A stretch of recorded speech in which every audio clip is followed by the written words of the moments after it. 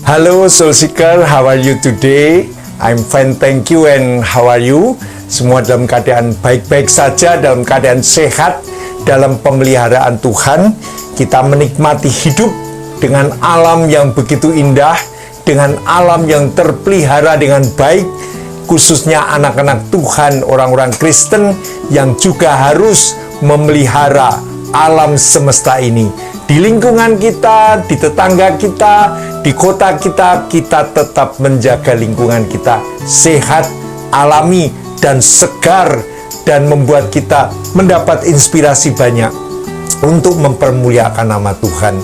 Soul Seeker, aku mendapat firman dari Kejadian 2 ayat 15, di mana dikatakan di sana Tuhan Allah mengambil manusia itu dan menempatkannya di dalam Taman Eden untuk mengusahakan dan memelihara taman itu. Soul Seeker, kita akan sering dihebohkan dengan pemberitaan dari para pengusaha pertambangan yang kaya raya, yang tajir melintir. Banyak di antara kita yang juga berpengharapan, berkeinginan untuk memiliki usaha pertambangan yang tidak pernah sepi dan tidak pernah mati. Kita ikuti tayangan ini setelah yang lewat berikut ini.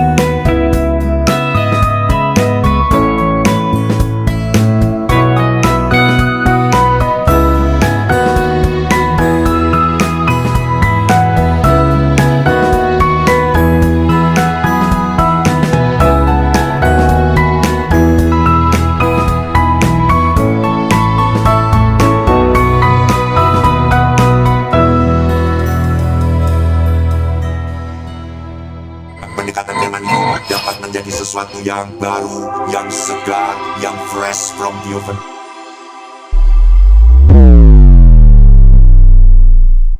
Soul Seeker, untuk menanggapi kitab Kejadian 2 ayat 15 yang mengatakan Tuhan Allah mengambil manusia itu dan menempatkannya dalam Taman Eden untuk mengusahakan dan memelihara taman itu.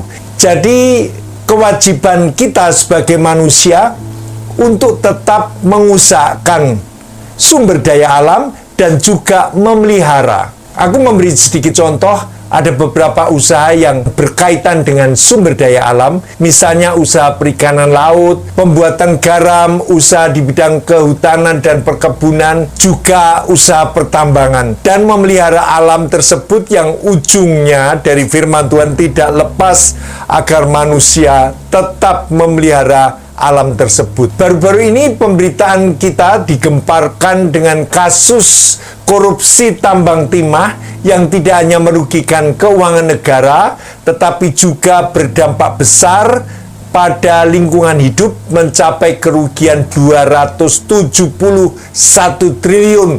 Wow! Wow! Wow! 270 triliun.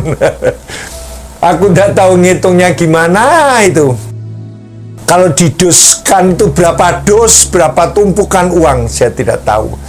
Wow, wow, wow. Akibat korupsi di sektor pertambangan timah.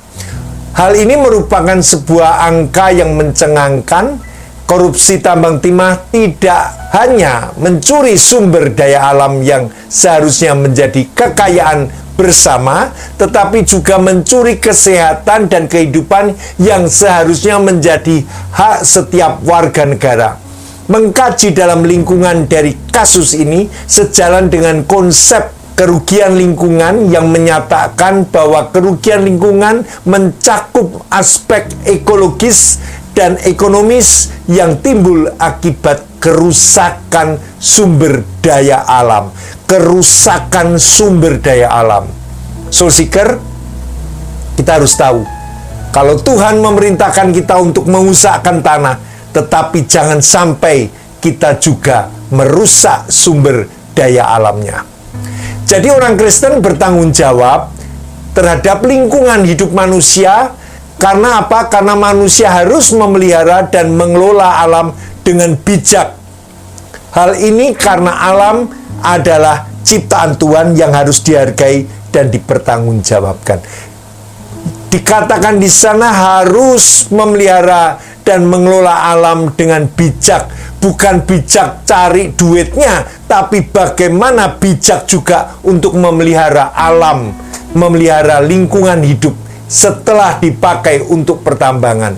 Aku mengambil contoh sebuah usaha yang memanfaatkan hasil bumi yang juga harus ada sanksinya dengan pemeliharaan alam seperti pertambangan minyak bumi, gas alam, tembaga nikel, bauksit, batu bara, minyak bumi, maupun penambangan emas dan timah. Semua ini merupakan jenis usaha ekstraktif yang diartikan sebagai salah satu jenis usaha yang berkaitan dengan pengelolaan sumber daya alam. Jadi nama badan usahanya pun adalah badan usaha yang melakukan usaha pertambangan, tergolong sebagai badan usaha ekstraktif yang berkaitan dengan sumber daya alam. Soul Seeker ini sebuah badan usaha yang bukan bertanggung jawab secara ringan sebab akan ada kerusakan lingkungan akibat pertambangan berupa pencemaran air, kerusakan lahan, dan gangguan ekosistem. Pertambangan dapat menyebabkan penurunan produktivitas lahan, kepadatan tanah, erosi, dan sedimentasi. Pertambangan juga dapat menyebabkan gerakan tanah atau longsoran. Maka seringkali terjadi pergerakan tanah dan longsor. Sedangkan limbah pertambangan dapat mengganggu kehidupan hewan dan tumbuhan di sekitarnya. Selain itu, pertambangan juga dapat menyebabkan perubahan iklim, mikro, konflik lingkungan hidup, kriminalisasi warga yang menolak tambang. Wow, ternyata sangat pelik dan banyak akibatnya. Soul Seeker, aku pernah datang atau mengunjungi daerah-daerah pertambangan di Kalimantan maupun juga ada yang di Sulawesi serta di Freeport. Aku lihat memang wow, luar biasa. Aku sangat kecil sebagai manusia. Begitu diolah tanah itu digali mungkin ribuan meter. Waduh, ngeri sekali. Tetapi aku mau katakan, mengapa firman Tuhan mengharuskan kita untuk merawat alam? Ya, semuanya dikarenakan sisa limbah pertambangan yang berupa tanah dan batu bara yang dikeluarkan dari lokasi penambangan. Limbah itu dapat berbahaya karena kandungan batu baranya yang tinggi. Dampak sisa penggalian batu bara terhadap lingkungan antara lain kerusakan seperti deforestasi. Deforestasi adalah proses pengurangan atau penghilangan luas hutan secara besar-besaran. Deforestasi dapat menyebabkan berbagai masalah serius seperti perubahan iklim, kepunahan, penggurunan, keterasingan penduduk, dan hilangnya keanekaragaman hayati serta kegersangan. Ini akibatnya seperti ini. Soul Seeker, dampak sisa penggalian batu bara terhadap lingkungan selain deforestasi adalah erosi tanah, degradasi lahan, penghancuran habitat satwa liar, pencemaran air oleh karena ada logam berat seperti mangan, besi, merkuri, dan lainnya, peningkatan beban selenium ke ekosistem di hilir. Jadi, begitu luar biasanya akibat dari pertambangan. Oleh sebab itu, kita harus tahu bahwa akibat dari sebuah pertambangan itu sedemikian rupa. Maka dari itu, kita sebagai orang percaya harus memelihara, amin, memelihara alam. Bagaimana mengembalikan ekosistem itu yang baik supaya tidak menjadi beban selenium. Jadi harus mengembalikan ekosistem dengan baik. Kita harus memelihara lingkungan hidup kembali bagi kepentingan umum atau masyarakat. Soul Seeker, aku sendiri juga punya beban dan melakukan untuk tanggung jawab terhadap lingkungan hidup ketika aku punya usaha produksi kain batik di mana aku juga mementingkan pengolahan air limbah, karena akibat pewarnaan batik bisa meresap ke tanah. Aku bekerja sama dengan Yayasan Dian Desa mengembangkan teknologi pengolahan limbah cair, termasuk limbah cair dari industri batik untuk pembangunan IPAL, instalasi pengolahan air limbah secara komunal. Jadi aku pada waktu itu mementingkan itu. Aku tidak mau merusak lingkungan, tidak mencemari tanah, bahkan air sumur masyarakat. Karena itu bisa meresap sampai ke air sumur masyarakat. Aku melakukannya dengan Yayasan Dian Desa. Ada tenaga ahli dari Jepang yang selalu melihat, mendeteksi, mengontrol keadaan ekosistem air. Soul Seeker mengerti aku tidak hanya mencari uang, tetapi aku harus bertanggung jawab atas lingkungan hidup, atas kesehatan tanah di mana produksi batik itu berlangsung. Soul Seeker sebagai orang Kristen harus bertanggung jawab terhadap lingkungan dan kesehatan masyarakat. Amin. Kejadian 1 ayat 28 yang menegaskan bahwa manusia memiliki tanggung jawab untuk menguasai bumi, untuk mengelola bumi, tetapi manusia juga memiliki tanggung jawab moral untuk menjaga keseimbangan dan harmoni dalam alam ciptaan Tuhan. Kita baca Kejadian 2 ayat 15 yang berpesan kepada manusia untuk menjaga alam dan merawatnya. Menjaga alam adalah wujud nyata dari kita mengasihi Tuhan Allah dan sesama kita. Manusia harus menjaga kelestarian alam untuk generasi yang akan datang. Soul Seeker, kekristenan bukan hanya hal-hal tentang ibadah, tetapi kekristenan juga menunjukkan kalau kita mengasihi Tuhan, kalau kita mencintai sesama kita, kita juga menjaga kelestarian alam untuk generasi yang akan datang. Aku pernah melakukan bersama anak-anak dari LSM Forum Cinta Anak Bangsa membersihkan sungai Ciliwung dan sungai Code, di mana sampah-sampah itu aku bersihkan. Begitu lihat bersih rasanya senang sekali. Rasanya itu bangga sekali. Karena apa? Karena aku boleh melakukan untuk pelestarian alam. Bahkan di tepi laut, di Pantai Baron itu begitu banyak kaleng-kaleng dan plastik-plastik air mineral. Itu saya kumpulkan, itu menggunung banyak sekali. Soul Seeker, aku mau bertanya, apakah evolusi itu fakta? Kalau kitab Ibrani mengatakan, karena iman kita mengerti bahwa alam semesta telah dijadikan oleh firman Allah. Karena iman kita mengerti. Jadi iman itu membawa kita berpengetahuan, bahkan memahami bahwa alam semesta telah dijadikan oleh firman Allah. Teori evolusi bukannya tidak menyimpan permasalahannya sendiri. Seorang ilmuwan mengatakan hal berikut tentang kehidupan yang dimulai dengan sendirinya. Asam amino harus tersusun di dalam urutan yang tepat agar dapat membentuk protein, sama seperti huruf-huruf di dalam sebuah kalimat. Hukum kimia dan fisika saja tidak dapat melakukan hal itu.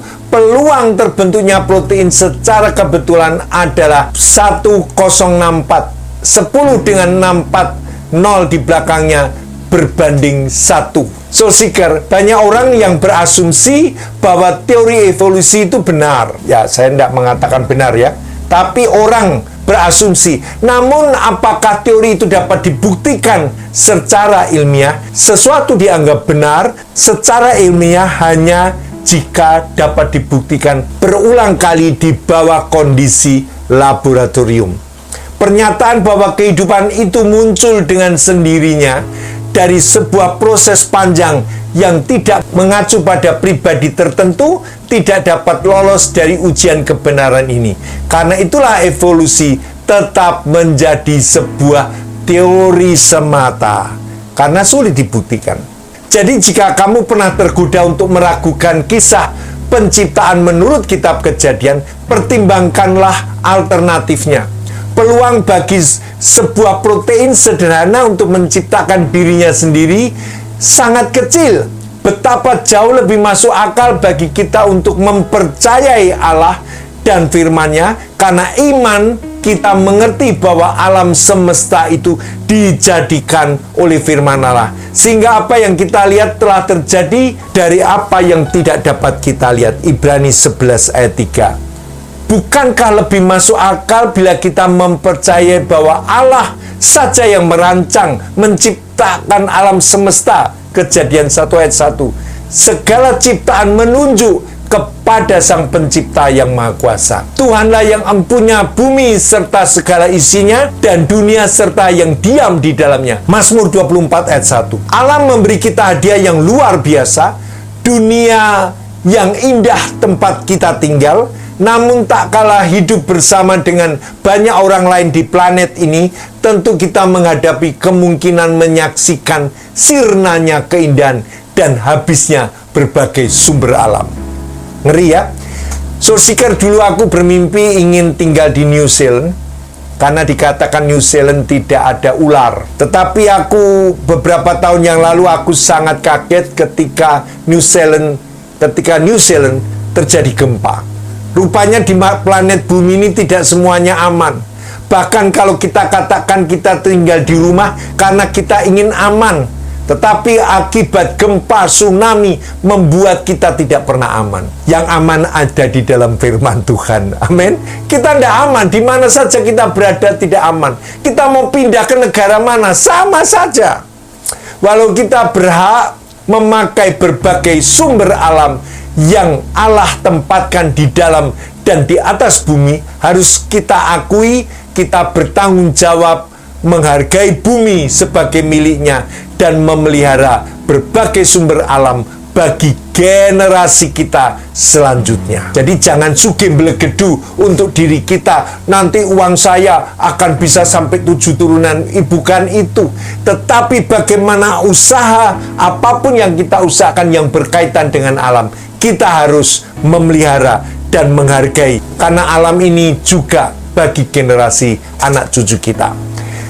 Dalam Kejadian, Tuhan memberitahu Adam yang juga berlaku bagi kita semua untuk mengusahakan dan memelihara bumi ini.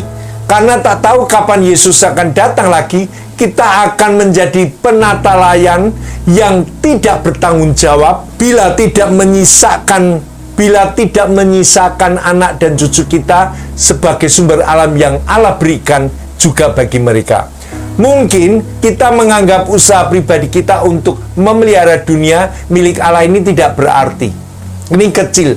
Namun kita semua bisa bekerja sama untuk mengerjakan bagian kita, mengurangi kebiasaan berbelanja dan mengkonsumsi segala sesuatu, mulai menjalani hidup secara sederhana, memupuk sikap suka memperbaiki barang-barang yang rusak, bukan lalu mengganti dan membelinya, memakai kembali barang yang sudah ada, dan mendaur ulang sampah yang merupakan tindakan pengelolaan yang baik. Ini mulai dari hal itu. Aku rasa Soulseeker juga harus mulai dari hal itu. Satu cara yang dapat membuktikan kasih kita kepada Allah dan mengungkapkan rasa syukur atas segala tindakan Tuhan adalah mengusahakan bumi ini dan memelihara bumi ini beserta segala isinya. Mari kita kelola dunia ini dengan bijak sampai Tuhan datang. Alam lingkungan yang Allah ciptakan diberikan kepada kita dan harus kita wariskan kepada generasi-generasi yang akan datang. Alkitab menyatakan bahwa Allah yang menciptakan bumi ini tempat kita hidup dan bernafas. Kemudian melalui Kolose 1 ayat 16 diberitahukan bahwa Allah menciptakan segala sesuatu di dalam dan oleh Yesus Kristus. Pada dasarnya Alkitab mengajarkan bahwa Yesus adalah pencipta alam semesta. Tempat di mana kita dapat melakukan segala sesuatu yang dengan kehendaknya kita diberikan kepercayaan untuk menjaga kelestarian alam semesta alam, melestarikan dan menjaga apa yang Tuhan percayakan kepada kita sebagai manusia. Tugas kita adalah merawat alam yang ada di bumi ini. Tuhan menciptakan kita sebagai manusia di bumi ini. Tentu ada maksud dan tujuannya mengenai alam semesta yang Tuhan ciptakan. Ketika Tuhan memerintahkan untuk mengelola dan merawat, memelihara alam yang dikatakan kepada Adam dan Hawa, itu juga kepada kita. Soul Seeker dalam Amsal 3 ayat 19-22 mengatakan bahwa dengan hikmat Tuhan telah meletakkan dasar bumi, dengan pengertian ditetapkannya langit, dengan pengetahuannya air samudra raya berpencaran dan awan menitikkan embun. Hai anakku, janganlah pertimbangan dan kebijaksanaan itu menjauh dari matamu. Peliharalah itu. Amin. Alam itu harus dipelihara. Dengan ayat-ayat ini Tuhan mengatakan kepada kita untuk memelihara alam. Bukan merusak, bukan menghancurkan alam itu sendiri secara perlahan-lahan. Sesungguhnya Tuhan telah menciptakan alam semesta beserta lainnya dengan teramat indah. Ini merupakan anugerah yang sangat besar bagi kita, yang terlebih dahulu Tuhan sediakan sebelum penciptaan manusia. Mengapa? Supaya ketika manusia hadir, keindahan itu sudah bisa dinikmati secara langsung. Sejak semula Tuhan pun sudah menyatakan bahwa Dia ciptakan adalah baik. Tanaman, pohon-pohon berbuah, tunas-tunas muda diciptakan Tuhan dengan baik. Soul Seeker, di rumahku, di apartemen ini ada 2 ruangan yang penuh dengan pohon. Kenapa aku suka dengan pohon? Karena aku begitu senang dengan melihat tumbuh-tumbuhan. Jadi di ruangan ini begitu banyak pohon. Dan aku percaya ada orang mengatakan ini pohon yang mahal, ini pohon yang murah. Semua pohon itu ciptaan Tuhan. Semua pohon itu indah. Bahkan jubahnya Salomo yang begitu indah itu sama dengan bunga rumput. Lebih-lebih kalau kita dihebohkan dengan orang-orang pedagang pohon. Pohon ini yang bagus, yang mahal, harganya sampai jutaan. Aku rasa semua pohon indah. Amin.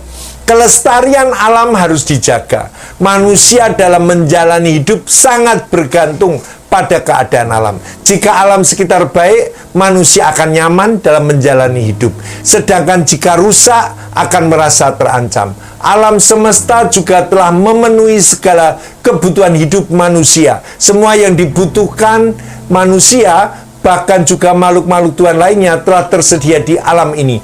Dengan demikian menjaga kelestarian alam memang sangat penting. Soul Seeker, agama secara implisit mengajarkan umat beragama untuk mengetahui dan menyadari arti penting menjaga lingkungan hidup sehari-hari.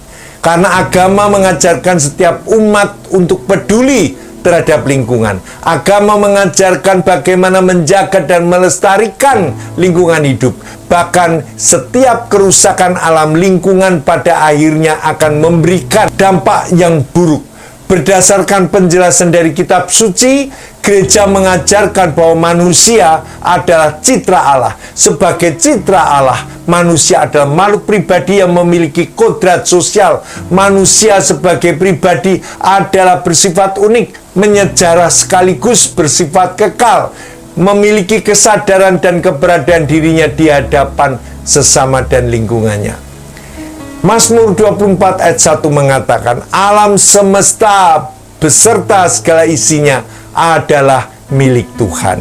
Krisis lingkungan terjadi akibat 2 hal, yaitu proses alam itu sendiri dan akibat ulah manusia. Seperti contoh kasus banjir di Jakarta. Aku tinggal di Jakarta. Pada tahun 2014 yaitu banjir akibat sampah yang menumpuk sehingga menutup 3 dan 4 pintu air di karet. Hal ini terjadi karena manusia semena-mena dan tidak merawat lingkungan, membuang sampah di sungai, membuang limbah pabrik ke sungai. Banjir pada kasus ini adalah bencana yang terjadi karena ulah manusia yang tidak bertanggung jawab atas kepercayaan yang telah diberikan oleh Sang Pencipta. Padahal sebagai manusia kita seharusnya menjaga, melestarikan alam semesta sesuai dengan apa yang Tuhan perintahkan kepada kita dalam firman-Nya. Namun dewasa ini banyak manusia yang telah melupakan makna bahwa Tuhan adalah pencipta bumi ini, sehingga manusia lebih bersikap sebagai penguasa bumi dan melakukan segala sesuatu di bumi dengan sesuka hati untuk keuntungan diri sendiri dan kelompok tanpa memikirkan kelestarian, kebersihan, dan kesehatan lingkungan. Soul Seeker, aku ingat waktu aku SD, aku diajarkan bahwa bumi di mana aku pijak, di bawahnya itu bukan milik saya. Di dalam tanah ini bukan milik saya, itu harus milik pemerintah. Karena pemerintah adalah wakil Allah. Kita tidak bisa semena-mena lalu itu menjadi milik kita. Betul? Jadi tanah di mana kita pijak, itu kita boleh hidup di atasnya dan menjaga kelestariannya. Jika manusia tidak menjaga dan melestarikan alam, tentunya hidup manusia itu juga akan mengalami kesulitan baik cepat ataupun lambat. Seperti kegiatan yang terganggu akibat banjir sehingga tidak bisa pergi ke satu tempat ke tempat yang lain, krisis air bersih akibat penggunaan air yang serakah dan tanpa pertimbangan, udara yang tidak sehat bahkan beracun karena polusi dan asap kendaraan yang setiap hari melintas di kota-kota. Sebaiknya kita sebagai manusia merawat dan melestarikan bumi, alam semesta yang Tuhan sudah percayakan kepada kita. Mulai dari hal yang kecil, yang lama-lama beranjak menjadi hal yang besar. Mulai dari hal membuang sampah pada tempatnya, mengurangi penggunaan plastik sehingga pencemaran dapat perlahan-lahan berkurang. Membantu membersihkan sampah yang ada di pantai atau gunung pada saat kita berada di sana. Soul Seeker, aku pernah mendapat satu bacaan dari Google, dikatakan straw atau sedotan air minum itu berton-ton jumlahnya di Indonesia. Itu kalau digandeng, direntet, itu kita bisa sampai ke Amerika. Begitu banyaknya penggunaan straw, sedotan untuk air minum. Aku sekarang sudah tidak mau, aku katakan tidak, aku langsung aja minum. Kenapa orang sekarang sampai membutuhkan straw, membutuhkan sedotan air minum? Itu menjadi sampah yang menumpuk. Mengerti ya? Dalam Alkitab, manusia tidak menjaga alam dapat diartikan sebagai manusia yang tidak menjalankan mandat Allah untuk memelihara alam. Beberapa contoh perbuatan manusia yang tidak menjaga alam adalah menggunduli hutan, mengeruk pasir, menyebabkan abrasi, membuang sampah sembarangan, menggunakan air secara serakah, memboroskan listrik, penggunaan listrik yang berkelebihan. Alkitab mengajarkan bahwa manusia memiliki tanggung jawab untuk memelihara dan mengelola alam. Hal ini diwujudkan dengan perilaku ramah lingkungan yang merupakan bagian dari iman. Aku senang sekali mengunjungi ke beberapa kota atau daerah-daerah di Jawa. Saya lihat setiap aku masuk ke kampung-kampung, mereka menempatkan kaleng bekas cat itu untuk sebagai pot tanaman. Mereka sangat senang dengan tanaman. Aku waktu masuk itu rasanya senang sekali karena mereka menempatkan pot-pot tanaman dari kaleng cat untuk menghiasi rumahnya. Bahkan ketika aku masuk di pinggiran bantaran sungai atau kali, begitu bersih, begitu indah, sehingga aku percaya, sehingga itu membuat aku mengingat memoriku kembali ketika aku kecil. Aku sering main di Kali Code. Aku mainan setiap pulang sekolah, aku bisa punya waktu diizinkan oleh ibuku. Aku main di Kali Code bersama dengan teman-teman dan mengkoleksi batu-batu dari kali. Itu sungguh luar biasa. Begitu indahnya. Aku waktu bermain dengan teman-teman pada zaman aku anak-anak. Aku bisa makan pisang goreng, lalu aku letakkan separuhnya di atas batu, aku main lagi, lalu nanti aku lanjutkan makan. Begitu indah. Begitu luar biasa. Alam itu begitu dekat dengan manusia. Kami mainan bukan dengan baterai. Mainan-mainan yang kami pakai adalah dari alam. Kami membuat mainan dari kulit jeruk, dari batang daun pepaya. Kami buat macam-macam mainan. Begitu indah. Sekarang ketika aku sudah tua, aku selalu ingat hal ini. Hari ini aku juga mengingatkan, tolong peliharalah alam semesta ini, karena itu nanti dibutuhkan oleh anak-anak cucu kita. Betul? Jadi kita harus mulai dari diri kita. Ya, jangan membuang sampah sembarangan dan terus gunakan barang-barang kita. Kalau apabila rusak, coba diperbaiki, jangan langsung beli dan beli.